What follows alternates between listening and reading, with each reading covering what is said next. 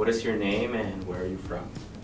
Well, my name's Allison Saint. I am from originally from Chihuahua, Mexico.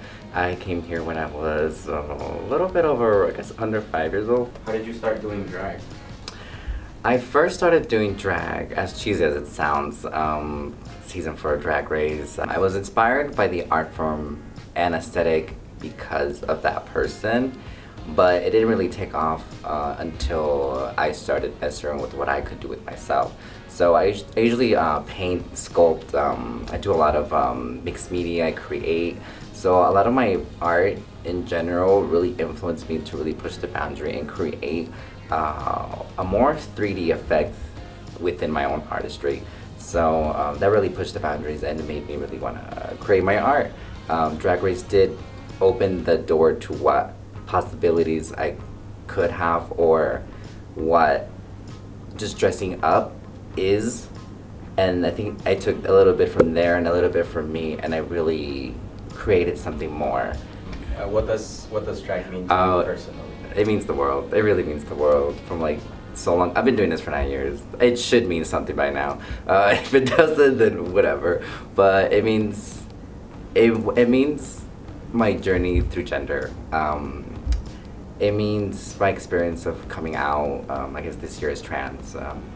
It means expressing and growing, and it just means the world for me. It made me gain friendships. It made me gain enemies.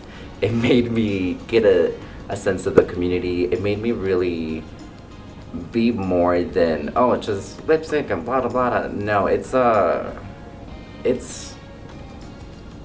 just a beautiful thing that you can't express until you just do it.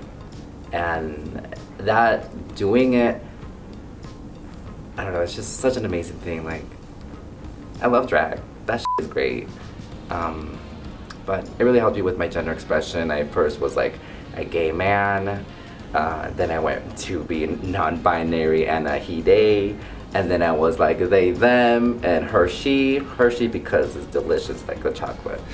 And then I just started and stayed with Hershey, and I don't know, I just opened so many conversations. It has, I don't know, I feel like without drag, I honestly wouldn't be here. Why do you think drag is vital to our community?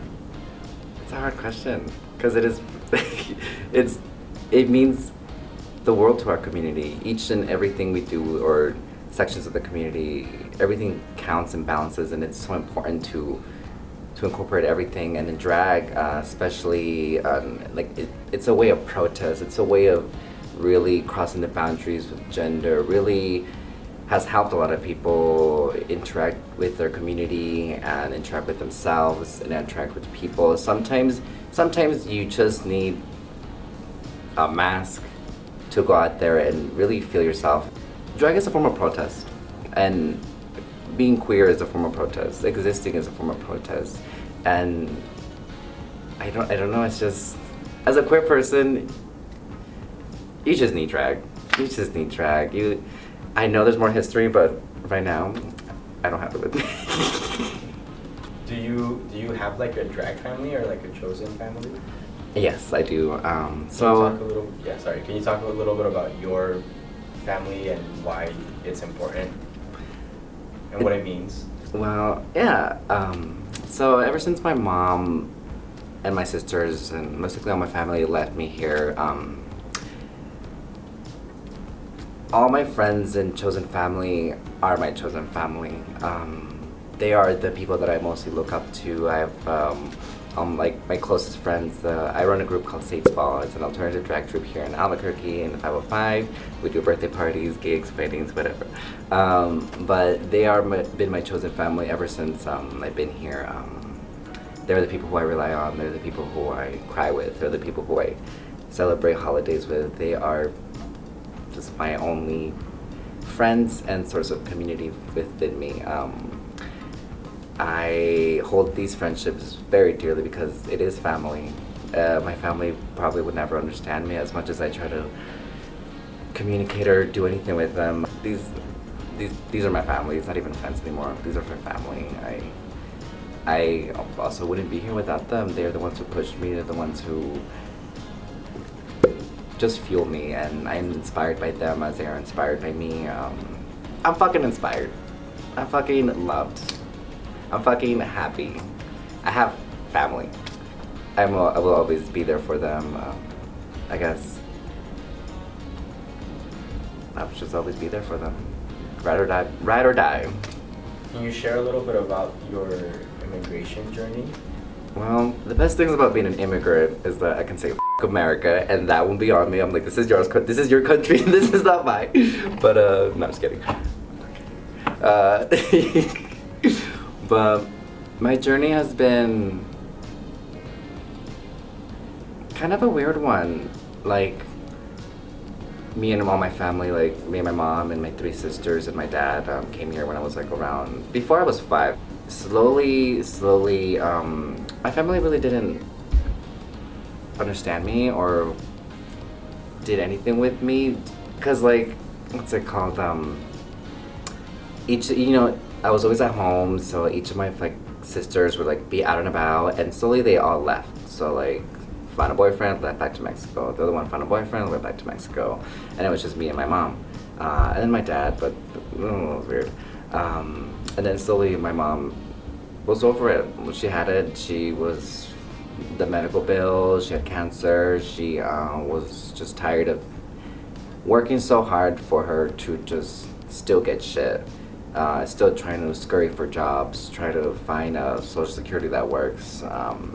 Putting food on the table, giving her meals for me, so that I could eat. Her stealing food from work, and just stuff like that. And then she was just kind of, I understood her pain because she was just in and out of the hospital too, and it's just so much burden. That like, that one day that she just picked up and went to the bus stop, and I said goodbye to her.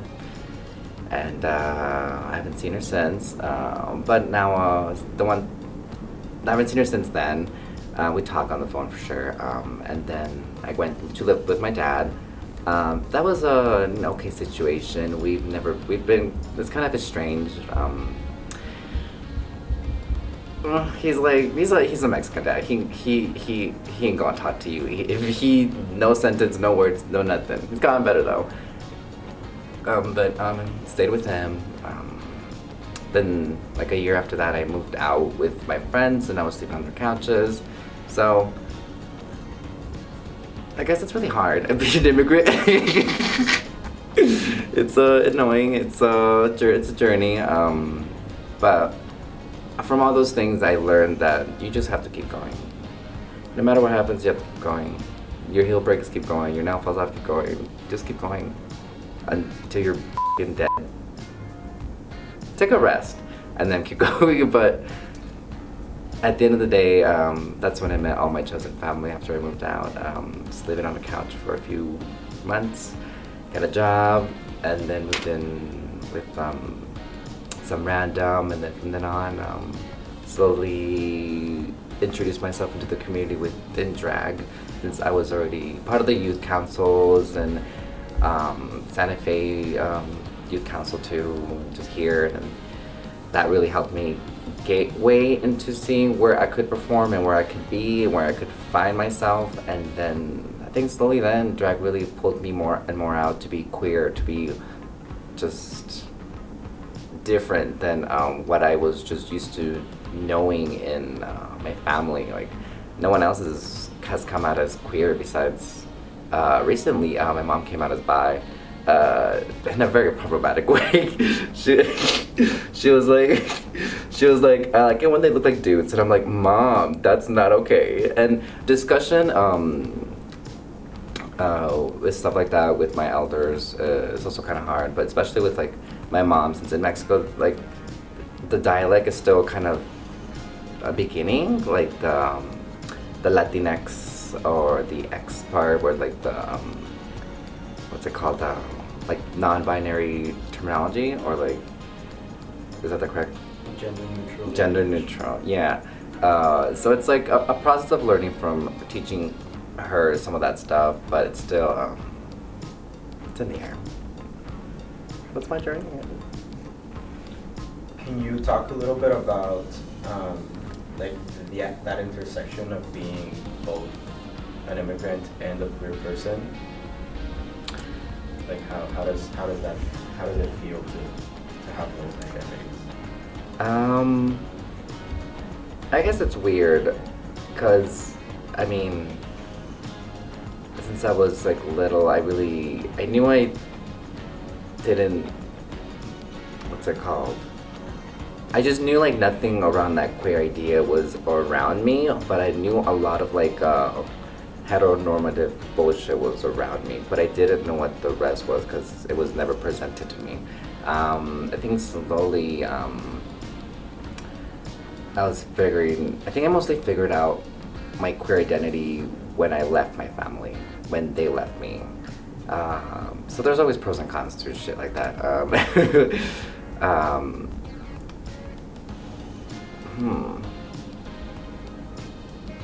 I really learned more about myself separating myself from my culture, as weird as that sounds.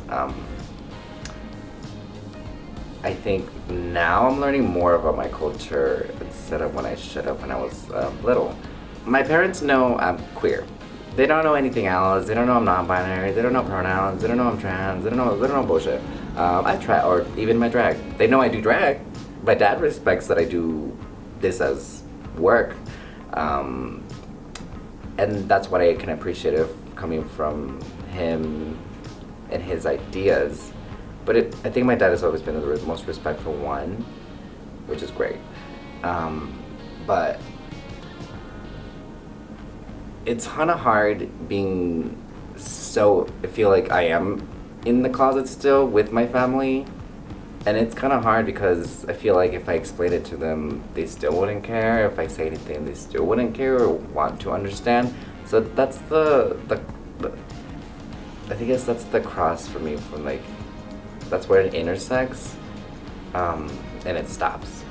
Because I don't want to waste my time spending time educating someone again and again. I don't want to tell them again, oh, look at this might help you understand.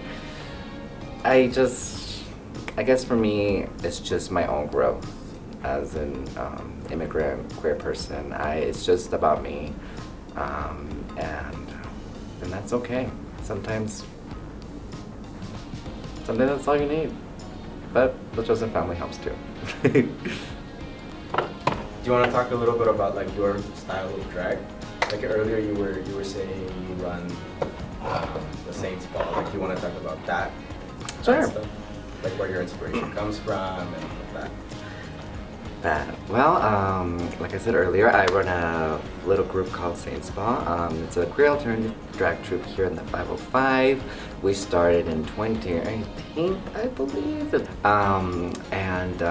It's comprised of Kayla Chingada, The Witch, Nikki Moore, and me, Allison Saint. And we do shows in galleries, and we do birthday parties, we do pretty much everything. And the way we do shows is we try to make sure the alternative scene here gets seen. The vision, there's more to drag than just the glitz and pearls and whatever.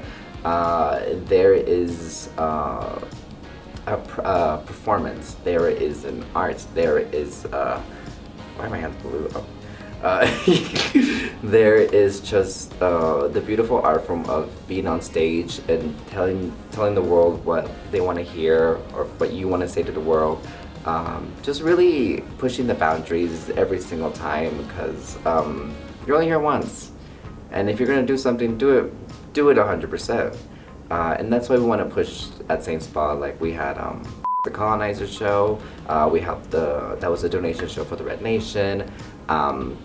We've had just a different visuals of show. We try to go everywhere because we try to incorporate everyone in the community and make sure that everyone's visibly seen. We try to reach out for everyone to perform. It's like a variety show, but it's just everything at once. Everything, everywhere, all at once. And it's really, I've learned so much from working in this performance art space, about myself, about what I want to push, who I want to be, And I think a lot of queer people have felt a lot of presence in that, or something that they can always relate to, because I always see the younger crowd there. I always see everyone screaming. I always see people just feeling so much, and that's the whole point. Like, just feel, be there, scream, have fun. That's mostly what I want to do with the group. What message would you like to send out to like queer and trans youth? Cree en ti mismo, en tus amigos, en tu familia que escogiste, pero siempre no dudes en lo que puedes hacer, no dudes en lo que puedes creer. The main message would be, whatever life gives you, if it's bad or good, you better make something good out of it. I'm a big cliche. Don't stop believing in yourself. Never stop doing what you love. As long as you do everything that makes you happy, it's gonna work. Whomever is out there, they, them, she, her, everything, LGBT premium, please never stop. And if you need a break, take a break. But never stop creating, never stop loving, never stop respecting, never, just be the best person you will ever be. And even if you are not the best person some days, f it. Just be you. Happy Pride, feliz orgullo de mí, Allison Saint, aquí en el 505.